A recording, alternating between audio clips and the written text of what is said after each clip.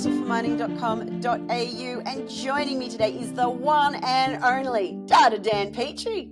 Dan, great to see you again.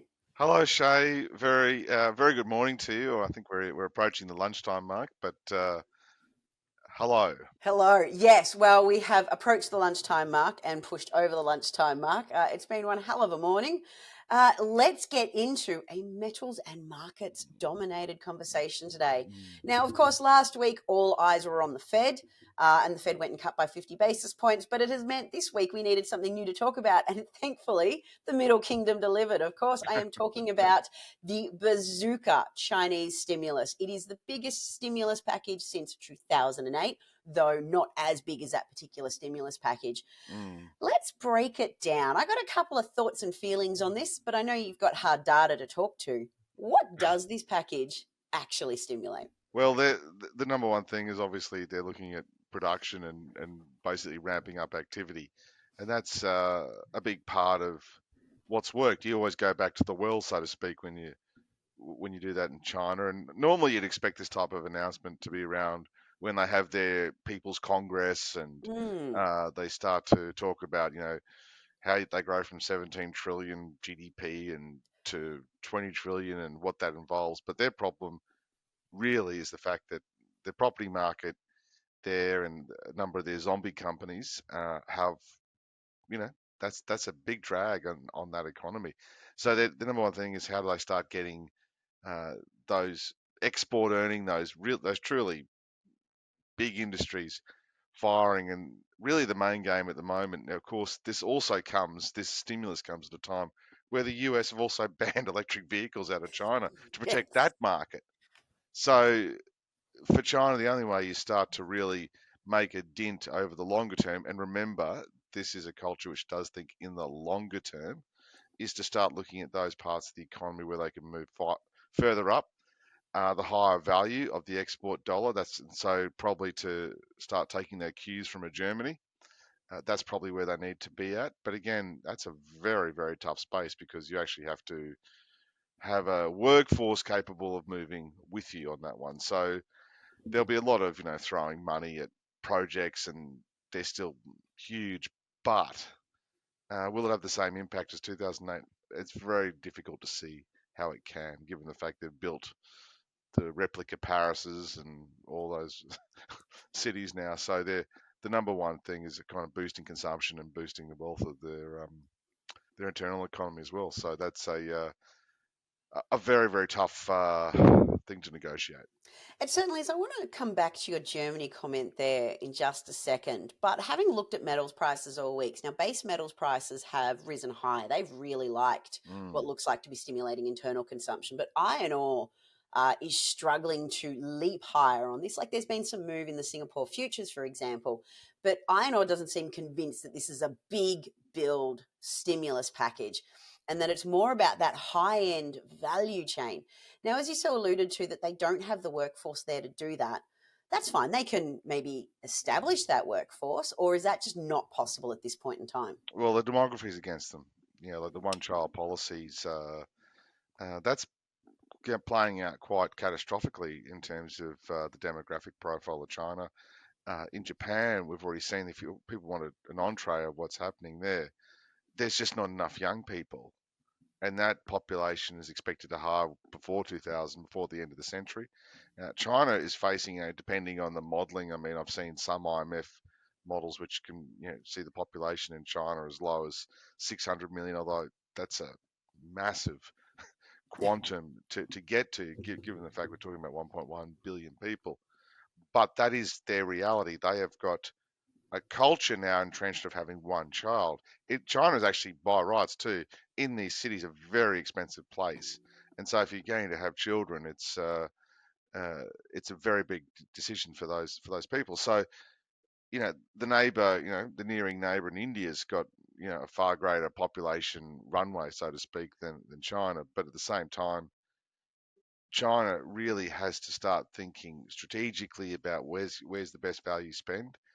These announcements used to be that set the markets off for weeks on end about the endless possibility of this, this giant of the world economy that's re-emerged.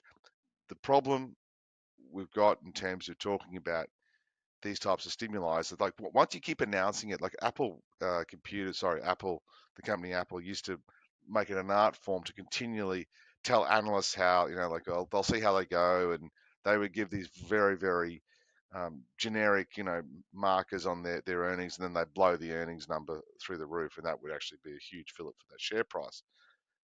But when people become used to the news, particularly economists, the thrill goes. And in the Chinese case, they've already built a lot of the infrastructure they need. That's for, so the likes of, the commodity of iron ore still anchored below $100. That's still a very good price for iron ore, I might add as well. But the problem really is the fact that, China has a multitude of problems that are both domestic and also trying to find a footing in terms of its export markets that move beyond the lower end. Because there's countries such as Vietnam and Malaysia and all those ones that are doing quite good jobs in those as well. All right, Dan. So demography is destiny, as I believe the saying goes. But in your first part of today's conversation, you made a reference to Germany. Tell me, what does it have to do with China? Well, I suppose, like, Germany's a fascinating case study in what it did with its economy, particularly West Germany at the end of the Second World War.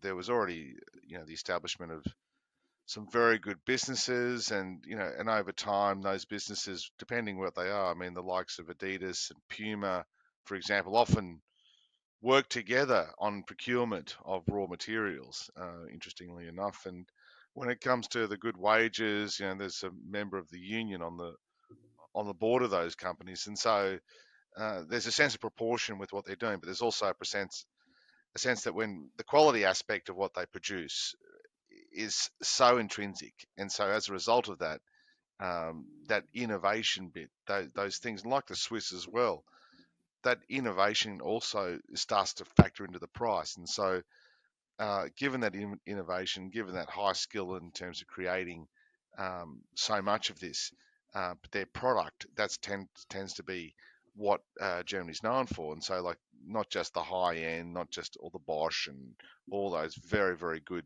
um, industrial businesses, but the fact of the matter is, when it comes to high end manufacturing, Germany and to a lesser extent Switzerland are the biggest names in town. And that high end, identifying those things which are very hard to replicate, uh, are a very, very good story for those economies in particular. I just think for China, they tend when they make these big announcements, is it's almost half for the market abroad to say, we're not going away, we're strong, we're this, we're that, our growth profile still 5.5% annually. But if you look at the economy of China, there's so much there in terms of just a lack of critical reform. And so, will this stimulus have the desired effect? Perhaps. Will it have the same effect on bulk materials? Difficult to see, given the fact that so much of it's already been spent on construction. So, if anything, this will be really, I think, partly domestic and partly to kind of say, that signal to the world that they will battle through. But the German case is that since the Second World War, they went back to what they knew. They used innovation. They've made it a selling point. They continue to make the world's best products, and as a result, they're still one of the top three exporters on the planet. Now, sort of forward looking, what is a mineral or a metal that we haven't had our eye on? Because we talk a lot about EVs, but the Chinese EV market's about to take a battering from the US because they're not allowed, well, they have a now 100% of tariff attached to them. Mm. But is there still an argument to be made that battery metals are going to thrive going forward, even under these conditions? They're still growing, somewhat slowing, and that's the theme. They're still growing but slowing. Um, in terms of the United States and that decision around tariffs, that was the Chinese authorities, again, it kind of highlights that they don't particularly like history, but um, yeah, the world's largest economy will protect its own if the prospect of cheap imports is going to flood that market and affect those citizens, particularly those workers. In terms of like the battery metal story, it's not going away. In fact, that's still a very, very big component of those net zero ambitions. In terms of the likes of a graphite, and is still still a very good story. But again, they're bringing these, you know, these metals online, so they've got a commercial application. Even the likes of graphene, which is considered somewhat of a super metal because of its hexagonal makeup and how unique it is, it still doesn't have, for example, that big mega commercial footprint. But does it have a place? Absolutely. But the bottom line is, again, sometimes, we might have all these great materials, but sometimes the industries which we're targeting and the inventions which we're hoping for and the nanobots we hope, for example, which we can inject into our bodies with these types of materials, to fight cancers and critical diseases, they're all concept stages. And again, sometimes, like the human being may want all this stuff, but the actual return on investment to produce this and invent it can sometimes dictate the pace of progress. And so, battery metals, I don't own a battery car.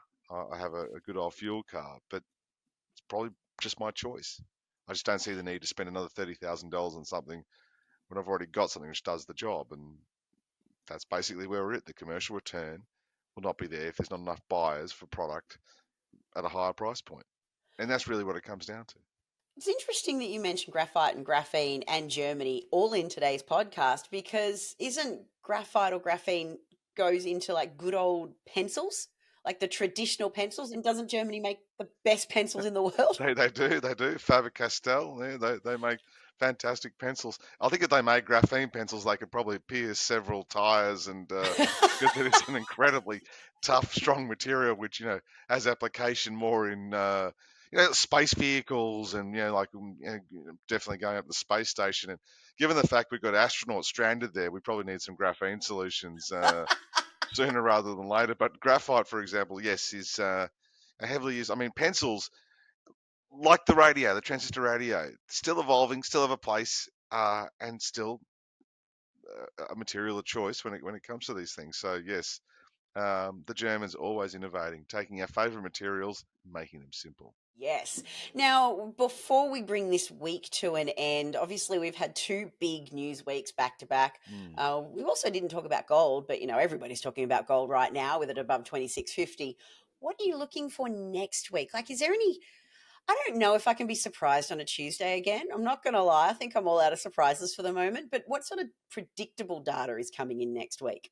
Well, we've got the RBA cash rate, retail sales, PMI data globally. So the trade report. I'm concerned already and tired. Yeah, so basically the first week of every month typically is the big data week.